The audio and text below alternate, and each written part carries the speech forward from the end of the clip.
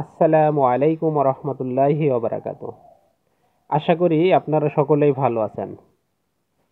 আজকে কথা বলতে যাচ্ছি একটি বিষয় নিয়ে, যেটি হচ্ছে খাবারে অরুচি। এই অরুচি খাবারে কেন হয়, এর বিভিন্ন কারণ আছে। সেই কারণগুলোই জানবো এবং এর ট্রিটমেন্ট সম্বন্ধেও জানবো আজকে। আসলে এই খাবারে অরুচিটা কি বা কেন হয়, এর কারণ হচ্ছে গ্যাস্ট্রিক বা গ্যাস্ট্রিক আলসার। এটার কারণেই বেশি খাবারে অরুচি দেখা দেয়। আমাদের তো দেশে প্রচলিত আছে গ্যাস্ট্রিকের জন্য আমরা কোনো ডাক্তারের পরামর্শ নেই না, সোজাসাপটা একেবারে ডাক্তারের বা ফার্মেসিতে গিয়েই আমরা বলি যে এই যে খাবারে বা আমার গ্যাস্ট্রিকের সমস্যা, আমাকে এই ওষুধ দেন। আসলে গ্যাস্ট্রিকের ওষুধটা এত প্রচলিত যে আমরা সবাই নাম জানি, গ্যাস্ট্রিকের কোন ঔষধ খাইলে আমার কাজ হবে এটাও জানি এবং আমরা নামও জানি। যার কারণে আমরা এইভাবে করে গ্যাস্ট্রিকের ওষুধ কিনে খাই। এই একটা কারণ, যেটা হচ্ছে গ্যাস্ট্রিক আলসার বা গ্যাস্ট্রিক আলসারের কারণে এই খাবারে অরুচি বেশিরভাগ দেখা দেয় আর কি। তারপরে হচ্ছে মানসিক চিন্তা বা মানসিক অবসাদের কারণেও খাবারে অরুচি দেখা যায়। তারপরে হচ্ছে আপনার ঔষধের একটা পার্শ্ব প্রতিক্রিয়া থাকে। বিভিন্ন ঔষধ খাওয়ার কারণে এই যে একটা পার্শ্ব প্রতিক্রিয়া, এই পার্শ্ব প্রতিক্রিয়ার কারণে অনেক সময় খাবারের অরুচি দেখা দেয়। কোনো খাবার দেখলেই ভালো লাগে না। এটা অনেক সময় বিভিন্ন ঔষধের পার্শ্ব প্রতিক্রিয়ার কারণেও হয়ে থাকে।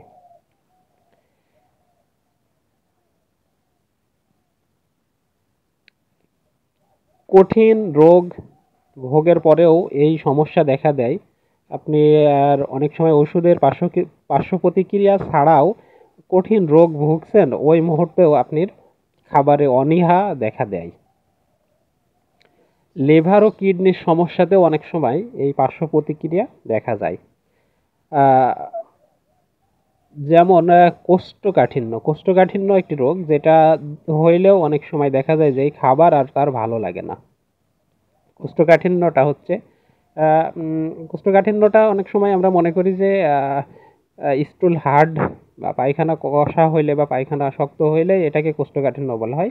আসলে এটা না, কোষ্ঠকাঠিন্য হচ্ছে পায়খানাতে যে কোনো প্রবলেম, এটাই কোষ্ঠকাঠিন্য বলা হয় আর কি।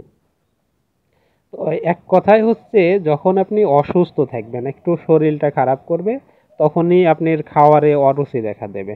আসলে যখনই আপনি দেখবেন যে আমার এটা ভালো লাগছে না, ওটা ভালো লাগছে না, তখনই বুঝতে হবে আপনি হয়তো শরীরের ভিতরে হালকা পরিমাণ জ্বর। আসলে জ্বর তো আবার কোনো রোগ না, জ্বর যে কোনো একটা ইনফেকশনের কারণেই জ্বর হয়। তো এটাই আর কি, জ্বর দেখা দিতে পারে বা আপনি ওই সময় একটু ডাক্তারের পরামর্শ নিলে দেখা যাবে যে আপনার আসলে কোনো না কোনো প্রবলেমের কারণেই আপনার হচ্ছে খাওয়ারে অরুচিটা দেখা দিচ্ছে। এরপরে আছে হচ্ছে যারা শারীরিক পরিশ্রম করে কম, যারা মানসিক পরিশ্রম বেশি করে, এদেরও অনেক সময় এই অরুচি বা খাওয়ার খেতে ভালো লাগে না, কারণ খাওয়ারটা ঠিকমতো হজমই হয় না, যার কারণেই এই খাবারটা তার আর ভালো লাগে না। এই শারীরিক পরিশ্রম করলে অনেক সময় আপনি খাওয়ার একটা রুচি আসে, আর ভালোও লাগে আর কি। আর শারীরিক পরিশ্রম যখনই করবেন না, যখনই মানসিক পরিশ্রম করবেন, তখনই এই খাবারের অরুচিটাও দেখা দিতে পারে।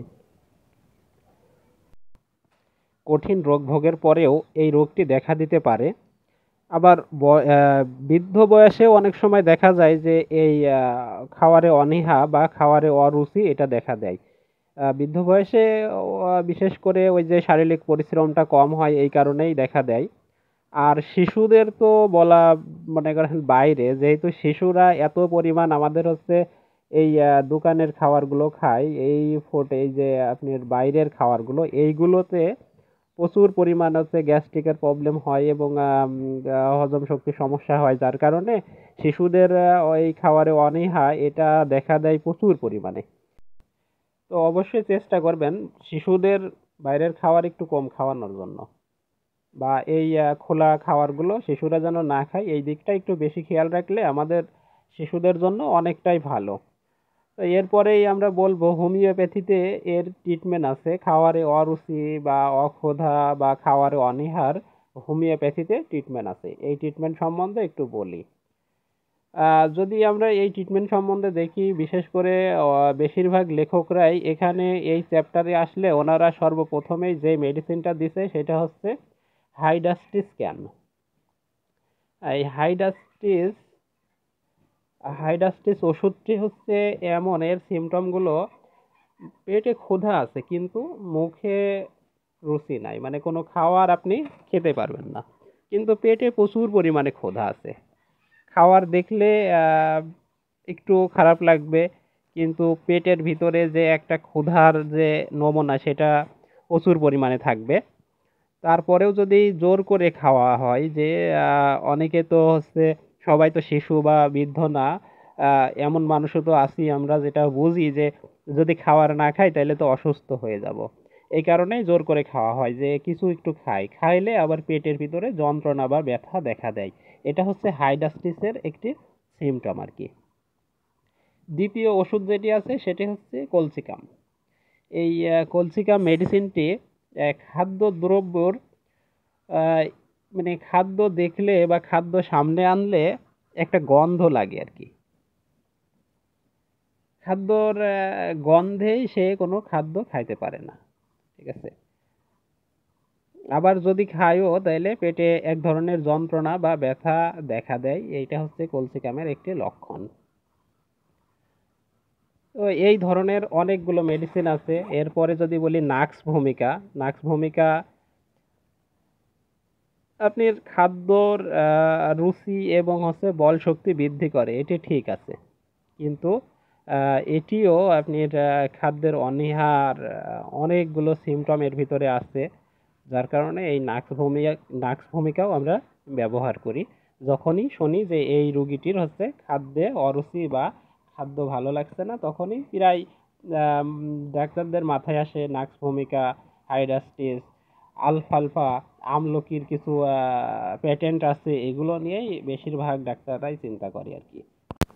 নাক্স ভূমিকা দিলে ক্ষুধা এবং আপনার যে দুর্বলতা বা বল শক্তি এটিও বৃদ্ধি হবে। যদি আপনি নাক্স ভূমিকার সিমটম পান তাহলে আপনি নাক্স ভূমিকা মাদার কিংবা 30, 200 এগুলো ব্যবহার করে দেখেন, ইনশাল্লাহ বেশ ভালো রেজাল্ট পাবেন। আর আলফালফা মেডিসিনটি হচ্ছে কিছুদিন ধরে এর মাদার টিংচার খাওয়া লাগে। মাদার টিংচার যদি কিছুদিন ধরে খান তাহলে আপনার যে ক্ষুধাহীনতা এবং দুর্বলতা বা বল শক্তি এটি ফিরে আসবে আর কি। আর আমলকি, আমলকি তো আসলে মুখে রুচি আনে, এটা মানে এখন তো আমলকি কম পাওয়া যায়। যারা আমলকি আগে খাইতো, আগের মুরব্বীরা বা আগে যে কোনো জায়গাতেই আমলকি দেখা দিত, তো ওই আমলকিটা খাইলে মুখে প্রচুর পরিমাণে মুখের রুচি আসে আর কি। আর যাদের হচ্ছে শরীর এই ক্ষুধাহীনতার কারণে দুর্বল হয়ে গেছে, শরীরে শক্তি কমে গেছে, এদের জন্য ক্যালকেরিয়া ফস দিলে অনেক সময় এই ক্ষুধাহীনতা এবং শরীরের দুর্বলতা কেটে আপনি আবার সুস্থতা ফিরে পাবেন। আর খাবারের রুচি নেত্রম মেয়র বেশ ভালো। এই যে লবণ, আসলে দেখেন লবণ ছাড়া কোনো খাবার খাওয়া সম্ভব না। তো এই কারণেই নেট্রম মেয়র আপনার খাবারের রুচিটা বাড়াই দেয়। আর খাবারের রুচি বাড়লে তো বল শক্তিও বাড়বে। ক্যালকেরিয়া ফসের সঙ্গে অনেক সময় নেট্রম মেয়র ব্যবহার করা হয়ে থাকে। তো এই হচ্ছে হোমিওপ্যাথিক মেডিসিন। আরও অনেকগুলো মেডিসিন আছে হোমিওপ্যাথি এই খাওয়ারে অনীহার উপরে, অরুচির উপরে অনেকগুলো মেডিসিন আছে। তো এর জন্য আপনারা যে পথ্যগুলো যেগুলো আপনারা একটু ফলো করবেন সেগুলো হচ্ছে সকালবেলাতে খোলা বাতাসে একটু ঘুরবেন, একটু হাঁটবেন, তারপরে কিছু ব্যায়াম করবেন। তারপরে হচ্ছে শীতল জল, মানে ঠান্ডা জলে, গরমের সময় অবশ্যই ঠান্ডা জলে গোসল করতে হবে, আর ঠান্ডা জায়গায় থাকতে হবে। এগুলো হচ্ছে কিছু নিয়ম কানুন, এগুলো আপনি একটু ফলো করবেন। আর খাওয়ারের চেষ্টা করবেন কিছুটা পরিমাণ মাছ, কিংবা যেই খাবারটা আপনার একটু একটু মন থেকে বলে যে এই খাবারটা খাইলে আপনার একটু ভালো লাগতে পারে, এই ধরনের খাবার। আর খাবার একটু কম কম খাবেন আর কি, যখনই খাবেন তখনই পেট পুরে খাবেন এমন না, এমন খাইলেও আপনার আবার খাবারের অরুচি দেখা দিবে।